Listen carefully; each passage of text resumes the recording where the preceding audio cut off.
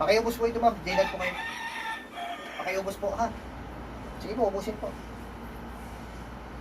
Ubusin po. Sige. Ngayon po,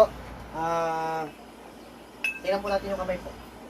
Tapos, habang tinitingnan ko yung ma'am, pakiramdaman nyo po yung pakiramdam nyo kung mabigat pa rin po ba, may iniinda pa rin po kayo mabigat na sinasabi nyo. Tingnan nyo po kung may pinagbago o wala po. Ayan, tulad yan, oh. Kita nyo po. Papapantayin ko po ulit, katulad po kanina mama, pantay ang guhit, pantay ang guhit, pantay din po ang guhit sa ilalim ng daliri. Tingnan nyo po yung hindilig na pantay na po. Nakita nyo po siya, di ba kanina sobrang haba po. Yung pagkakahaba niya po hindi normal. Hanggang dito po yung haba niya.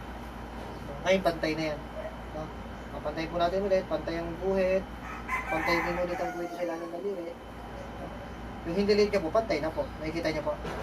Kanina po sobrang haba niya dito. So ibig sabihin kasi nagdasalan po kayo, natanggal ang koneksyon. Kaya, pero syempre kahit ganyan po, natatanggal ang koneksyon ng gumagawa, ng sakit, kailangan pa rin po natin dumaan sa healing process. Yung sinasabi ko po, para mas papabilis yung healing process, sundin natin ang advices ko. Pero yung pakiramdam niyo po ma'am, pakiramdaman ko, yung sabi niyo mabigat, may pinagbago po ba o ganun pa rin po? Nawala, may pinagbago or same pa rin po ang pakiramdam na mabigat po? Pakiramdaman niyo po. Pwede niyo po yung itayo, pwede niyo ilakad para may pagkumpara niyo po kung yung mga iniindan yung bigat ng mga nakaraan, pati kanina, kung same pa rin or may pinagbago po. Aminin niyo po yung totoo kung may pinagbago po o wala.